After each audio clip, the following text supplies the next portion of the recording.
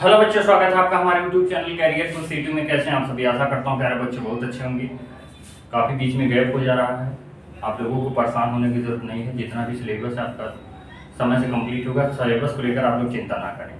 मैं सभी बच्चों से कहना चाहता हूँ कि इनको सिलेबस की चिंता है, सिलेबस की चिंता आप लोग ना करें। सिलेबस आप पीछे हैं, आप आगे हैं, इससे आप कंपेयर मत करिए। क्योंकि आपको पता है ना कि ऑनलाइन की जो क्लास होती है और ऑफलाइन से कहीं ज़्यादा इसमें पढ़ाया जाता है। आप 80 क्लास 90 क्लास में आप अपना पूरी कोर्स को धीरे धीरे से कंप्लीट कर सकते हैं। मान के चलिए 150 क्लास हो जाएगी, खूब होगी तो 150 क्लास, मतलब कि 150 दिन।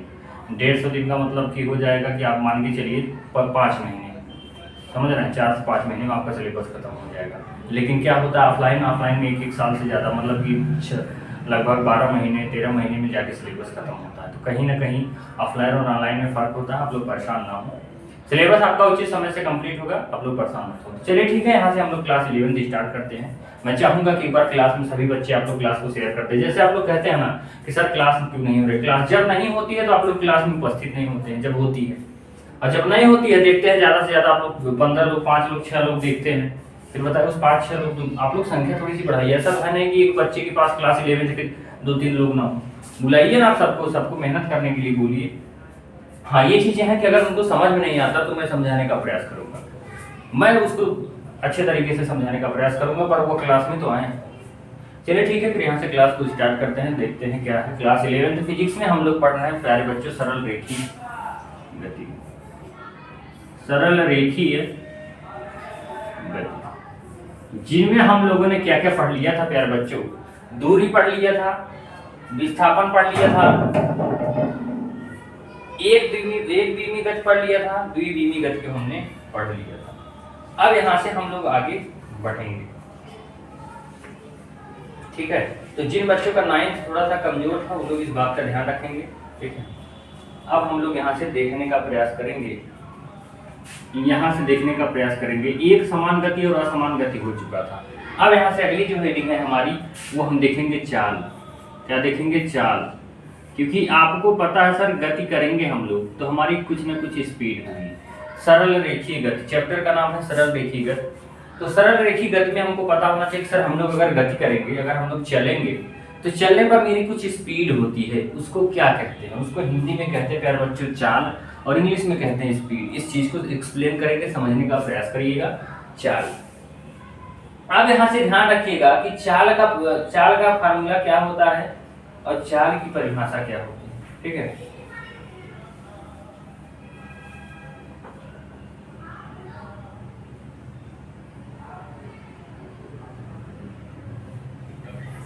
चलिए, अब यहाँ से हमको पता होना चाहिए कि सर हमारा जो फार्मूला होता है चाल बराबर होता है दूरी बटे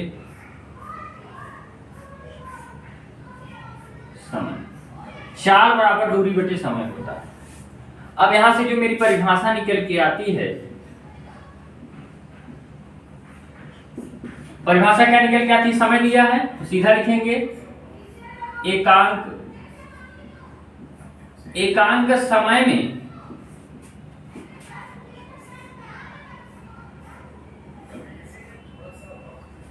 समय में या ऐसे लिखिएगा,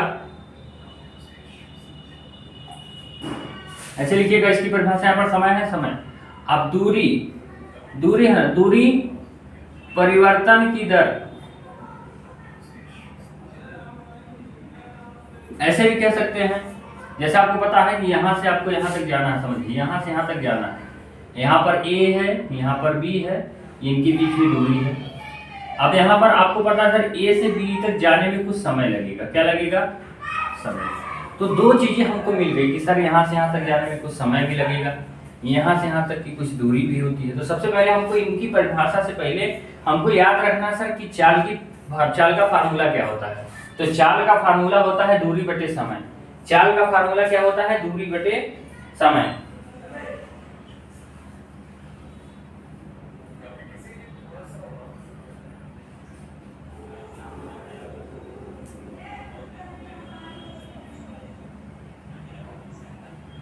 ठीक है, तो यहां से आप कह सकते हैं कि सर दूरी परिवर्तन की दर को चाल कहते हैं। दूरी समय के साथ बदलती है दूरी परिवर्तन की दर। कैसे कि सर आप देखिए, जब यहाँ से चलना शुरू किए, दूरी परिवर्तन की दर को चाल कहते हैं। कैसे समझिएगा, ये मेरा चाल हो गया। क्यों? अब देखिए, आप यहाँ से चलना प्रारंभ किए तो आप मान के चलिए कुछ देर बाद यहाँ पर आ जाएंगे। यहाँ पर आप देखिए दूरी यहाँ से यहाँ तक आप पहुँच गए, फिर यहाँ से आप कुछ दूरी बाद, कुछ समय बाद यहाँ पर पहुँच गए, कुछ समय बाद आप यहाँ पर पहुँच गए, कुछ समय बाद यहाँ पर, कुछ समय बाद यहाँ पर। आप देखिए सर दूरी कहीं ना कहीं धीरे धीरे बदल रही है, दूरी बदल रही है। यही तो मैं लिखा हूँ दूरी परिवर्तन।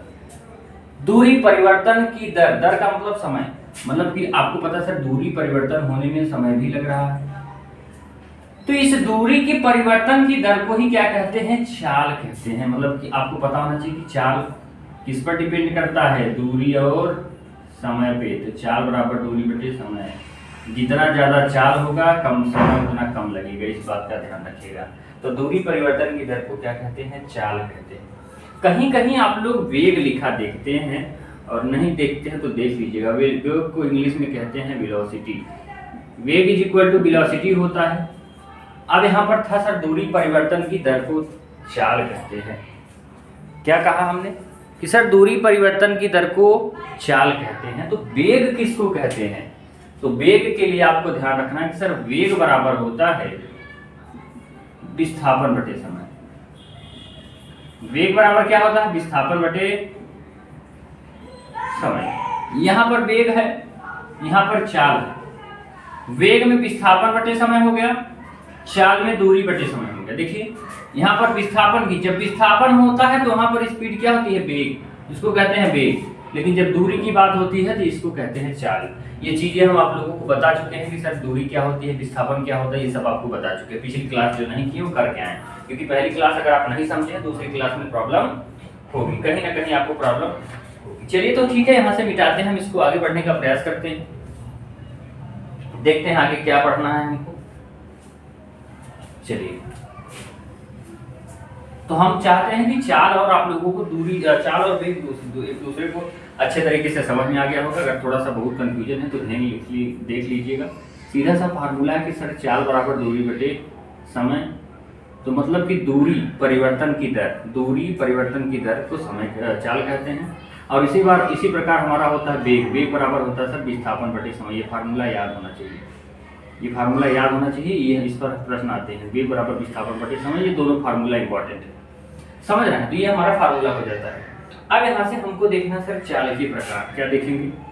चाल के प्रकार। चाल कितने प्रकार के होते हैं ध्यान रखिएगा। सबसे ज्यादा पूछा जाता है। क्लास 9th में चाल के प्रकार वगैरह नहीं पढ़ना था, हाँ पढ़ना था, लेकिन जितना आज डीपली इसमें पढ़ना है, इसके ग्राफ वगैरह भी पढ़ने हैं, इतना डीपली क्लास 10th में नहीं था। समझ रहे हैं? आप देखते होंगे जितना आप लोग ऑफलाइन क्लास में पढ़ते हैं, कहीं ना कहीं उससे 4 दिन में पढ़ते हैं, वह ऑनलाइन क्लास में एक ही दिन में कवर हो जाता है। क्यों? क्योंकि वहाँ पर बातें नहीं होती हैं बच्चों से। जैसे वहाँ पर क्या है ऑनलाइन क्लास में, ऑफलाइन में क्या है कि सर इधर उधर भी करने लगे, बात भी करने लगे, तो कहीं ना कहीं उतना तरीके से नहीं हो पाता जितना ऑनलाइन में हो जाता है। समझ रहे हैं? तो आप लोग इस चीज़ को समझने का प्रयास करें। सिलेबस को लेकर आप लोग बिल्कुल निश्चिंत रहें। चलिए, चाल के प्रकार। तो चाल के प्रकार को हम सबसे पहले यहाँ से समझने का प्रयास करेंगे। चाल के प्रकार में एक चाल होता है, आप लोग सुने होंगे, सबसे पहला चाल जिसको कहते हैं हम लोग औसत चाल। क्या कहते हैं? औसत चाल। इसको समझने का प्रयास करिएगा। सर हमारा सबसे पहले होता है औसत चाल, ठीक है?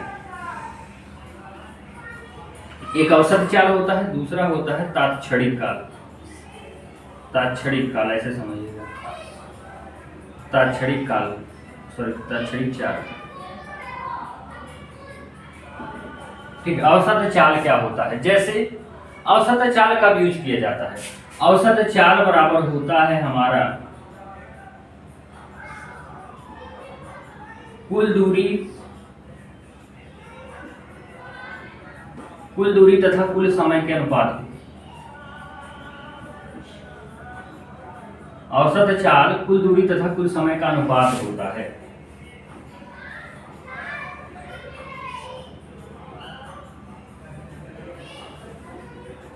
फार्मूला है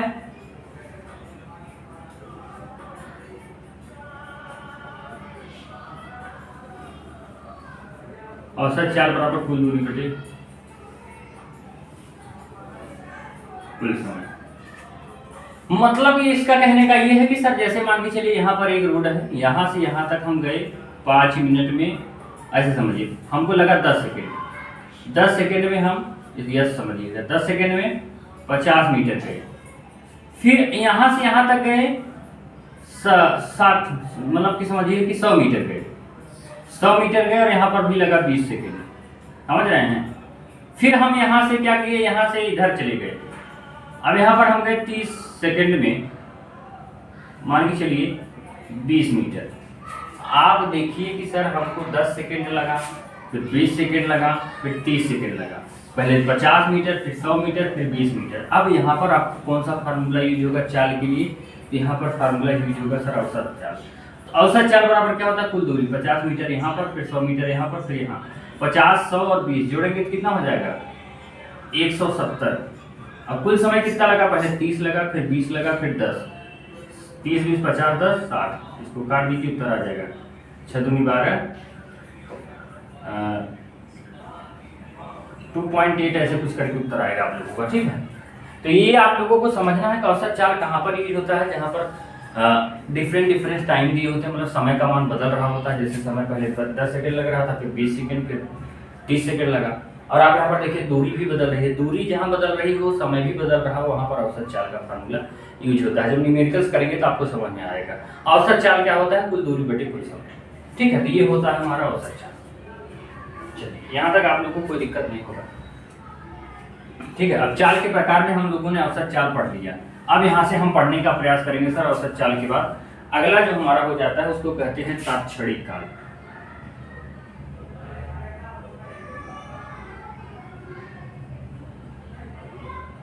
काल क्यों बता रहा है, अब तात्क्षणिक चाल,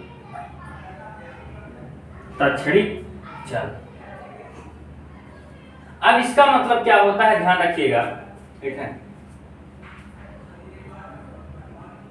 अब देखिए जैसे मान के चलिए हम यहाँ से एक गाड़ी स्टार्ट करते हैं, यहाँ से यहाँ तक हमको जाना है, समझिए तात्क्षणिक काल, यहाँ से यहाँ तक जाना है, ए से बी तक हमको जाना है, क्योंकि भाई चाल की बात हो रही है। जब चाल की बात हो रही है तो कहीं ना कहीं एक जगह से दूसरे जगह पर जाने की ही बात हो रही है।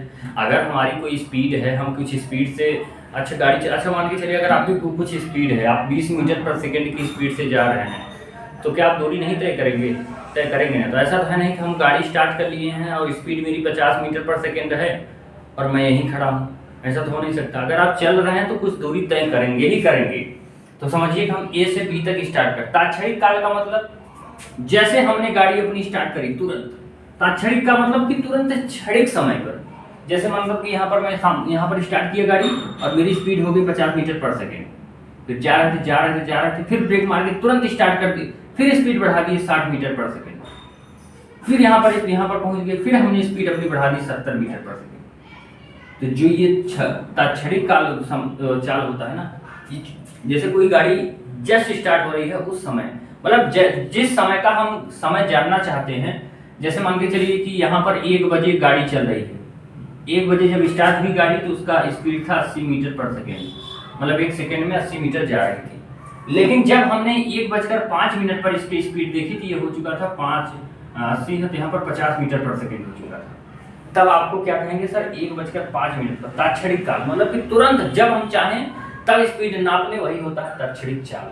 यहाँ पर हो गया जैसे 80 था, यहाँ पर 50, मतलब कि कोई चीज कितना स्पीड से चल रही है उसी को तुरंत जानने के लिए जो हम लोग चाल को कहते हैं वो होता है तात्क्षणिक काल। आशा करूंगा तात्क्षणिक काल भी आप लोगों को समझ में आया होगा, ठीक है। तात्क्षणिक काल चाल हो गया। तो चाल 2 प्रकार के होते हैं। तो तात्क्षणिक चाल की परिभाषा क्या हो जाएगी, क्षणिक समय के चाल को तात्क्षणिक चाल कहते हैं, ठीक है। क्षणिक समय के चाल को तात्क्षणिक चाल कहते हैं। अब ध्यान रखिएगा, हमको अगला समझना सर, क्योंकि चाल और वेग पढ़े हैं हम लोग, तो चाल के हम लोगों ने 2 प्रकार देख लिए। एक था सर औसत चाल और एक दूसरा था तात्क्षणिक चाल। क्या था, तात्क्षणिक चाल। अब हम लोग देखेंगे सर वेग।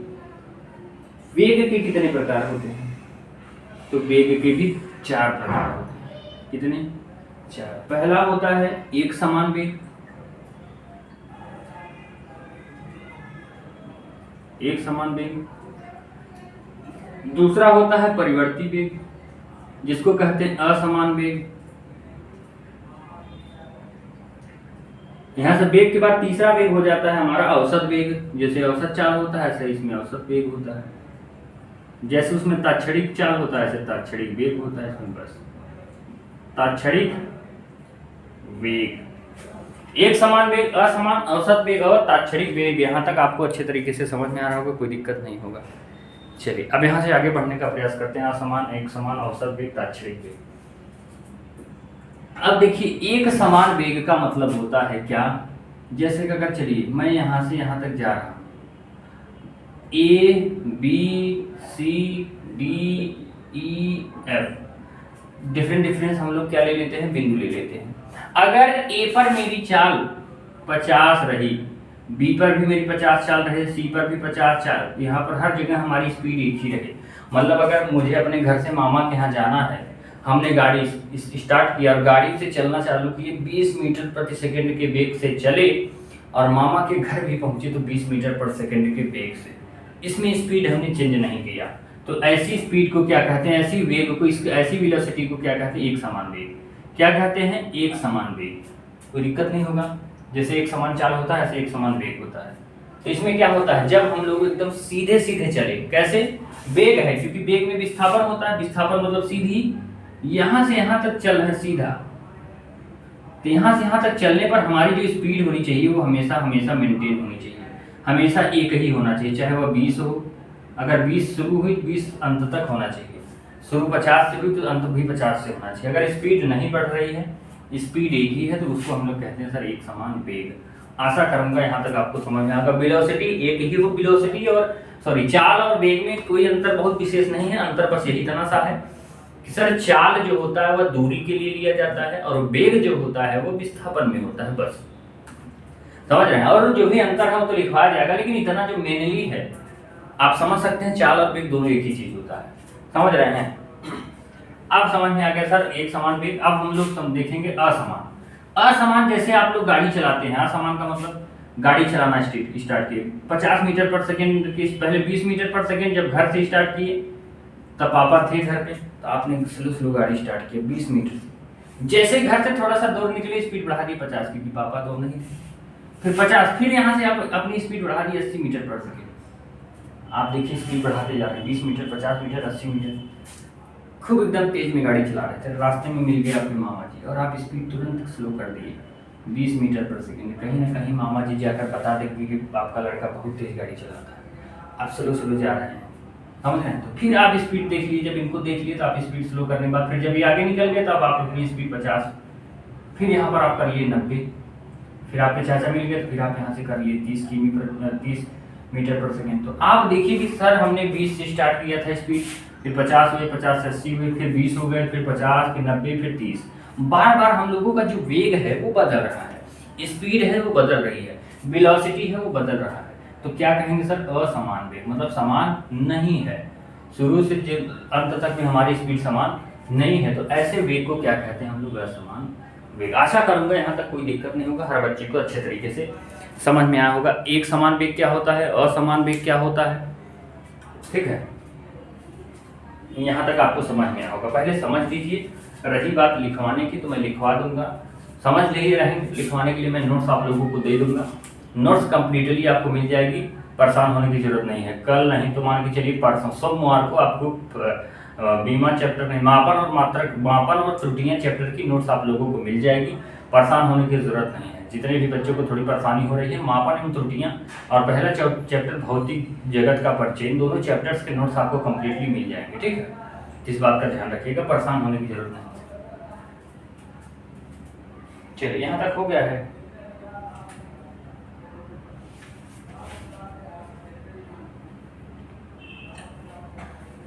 अब हम लोग समझने का प्रयास करते हैं सर औसत वेग।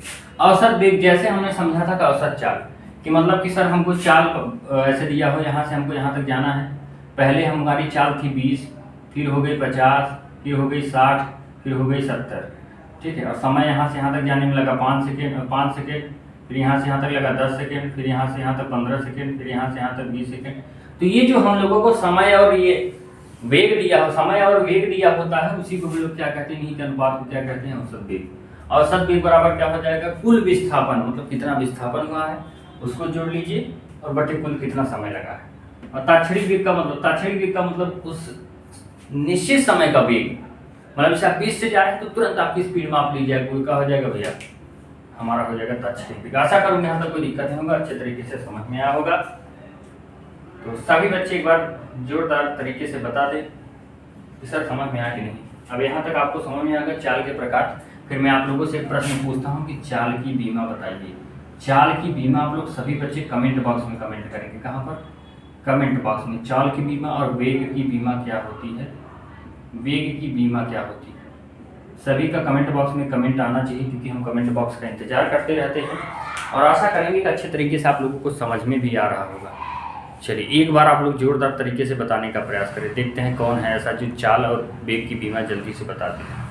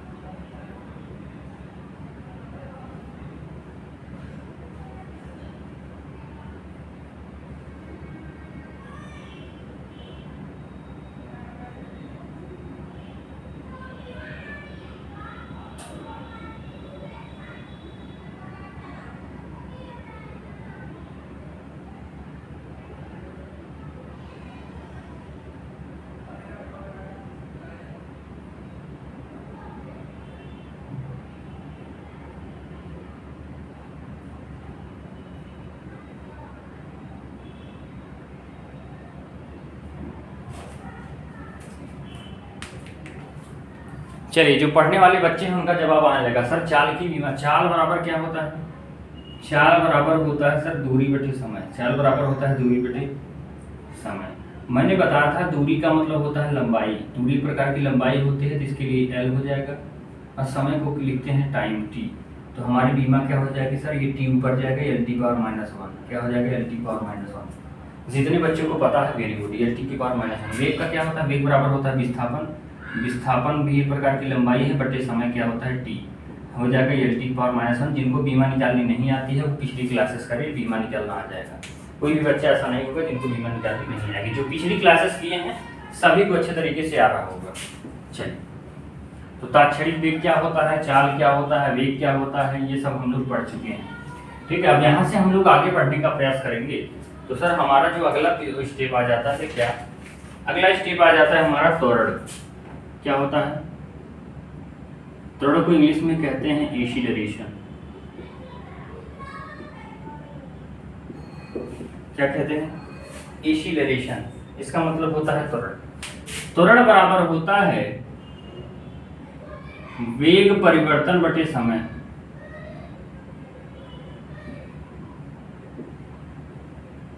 त्वरण बराबर होता है वेग परिवर्तन बटे समय।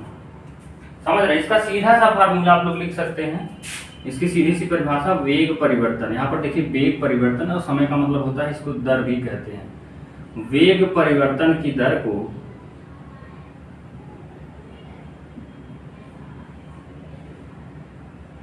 त्वरण कहते हैं। वेग परिवर्तन की दर को क्या कहते हैं, त्वरण कहते हैं। ये हमारी परिभाषा होती है। इसे ए से प्रदर्शित करते हैं, इसे स्मॉल ए, इसे ए से प्रदर्शित करते हैं। इसकी बीमा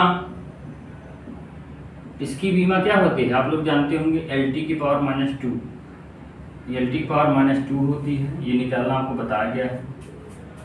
इसका SI मात्रक ये भी बताया गया है। इसका SI मात्रक क्या होता है, मीटर प्रति सेकेंड स्क्वायर होता है। यहाँ तक आप लोग लिख लेंगे। त्वरण के बारे में, त्वरण क्या होता है समझने का, आप लोग देखेंगे गाड़ी में लगा होता है एक्सीलेटर। क्या लगा होता है, एक्सीलेटर। किसी बच्चे को दिक्कत नहीं, एक्सीलेटर सब जानते हैं जो हम लोग, एक्सीलेटर मतलब बेग, एक्सीलेटर से ही तो बेग बदलता है हमारा, स्पीड बेग या स्पीड एक्सीलेटर से ही तो बदलती है। तो कहेंगे सर जो हमारा स्पीड बदलता है और बदलने में समय भी लगता है, तो इसी का जो दर होता है उसी को कहते हैं हम लोग एक्सीलरेशन। क्या कहते हैं, एक्सीलरेशन का मतलब होता है सर वेग परिवर्तन। समय के साथ अगर हमारा वेग बदल रहा है तो उसको हम लोग कहते हैं वेग परिवर्तन की दर, उस त्वरण कहते हैं। आशा करूंगा यहाँ तक कोई दिक्कत नहीं होगा सर। वेग परिवर्तन मतलब एक्सीलरेशन, जो एक्सीलेटर लगा होता है उसी से हम लोग अपनी गाड़ी की स्पीड को चेंज करते हैं। ठीक है, अब हम लोग कल पढ़ेंगे त्वरण के प्रकार। क्या देखेंगे, त्वरण के प्रकार हम लोग कल पढ़ेंगे। क्या होता है परिवर्ती त्वरण, अपरिवर्ती त्वरण, अगर कोई स्पीड कम हो रही है तब क्या कहेंगे, कोई स्पीड बढ़ रही है तब क्या कहेंगे। क्योंकि भाई अगर वेग परिवर्तन का बात है, वेग परिवर्तन की दर को समय कहते हैं, तो ऐसा तो है नहीं कि हमारा वेग सही दिशा में ही बढ़े, मतलब कि 20 था 50 हो जाए, 20 से 10 भी तो हो सकता है। जब 20 से 30 होता है तब क्या कहते हैं, जब 20 से 10 हो जाता है तब क्या कहते हैं, यही हमको समझना है। तो चलिए ठीक है, फिर हम लोग आगे बढ़ते हैं कल के लिए। तो आशा करूंगा अच्छे तरीके से सब चीज़ें समझ में आई होंगी। सभी बच्चे क्लास को कंटिन्यू डेली करें और अपने दोस्तों यारों तक शेयर करें और समझाने का उनको प्रयास करें कि अच्छे तरीके से पढ़िए प्यारे बच्चों, समझ अच्छे तरीके से पढ़िए। आप लोग समय के लिए वो टेंशन मत लीजिए, आप लोग सिलेबस खत्म हो जाएगा। जितनी भी चीज़ें कराई गई हैं बार बार पिछली क्लासों का रिविजन करते रहें, समझ रहे, हर चीज़ अच्छे तरीके से समझ में आएंगी। थोड़ी जैसे आप देखिए इस समय काफ़ी गर्मी है, बहुत गर्मी है, गर्मी नहीं बहुत गर्मी है। क्लास जहाँ पर चलती है अगर ऐसे खुले में क्लास चलाएं तो चलना संभव नहीं है। फैन भी ऑन करेंगे तो फैन आपकी आवाज़ देखिए क्लियरली नहीं आएगी, समझ रहे। तो कहीं ना कहीं प्रॉब्लम्स होती हैं, इन प्रॉब्लम्स के पीछे हम थोड़ा सा, और ऑफलाइन क्लास भी होती है सुबह 3 घंटे, शाम को 2 घंटे, 5 घंटे ऐसे हो जाते हैं। और आप लोगों को पढ़ाना तो 7 घंटे, 7-8 घंटे पढ़ाना और खुद भी पढ़ना, तो ऐसा है कि थोड़ा काफ़ी ज़्यादा मेहनत हो जाती है। तो ऐसा नहीं है कि हम इस मेहनत से पीछे भाग रहे हैं, आप लोगों के लिए बिल्कुल हम जरूर मेहनत करेंगे, लेकिन बस आप लोगों को एकदम कंठस्थ तरीके से लगे रहना है, एकदम बेहतरीन तरीके से पढ़ाई करिए, याद करिए सारी चीज़ों को। और जो भी चीज़ें डाउट्स होती हैं आप लोग कमेंट बॉक्स में कमेंट करें। व्हाट्सअप नंबर आप लोगों के पास है, व्हाट्सअप पर आप लोग मैसेज करें। जिन बच्चों को व्हाट्सअप नहीं पता है 7753846482 उस पर व्हाट्सअप कर दें, मैसेज कर दें, अपना नाम बता दें और अपने जिले का नाम बता दें, आपको ग्रुप में ऐड कर दिया जाएगा और आप लोग डेली क्लास करें अच्छे तरीके से। तो ठीक है, हम मिलते हैं आप लोगों से कल, तब तक के लिए आप सभी को जय हिंद, जय भारत।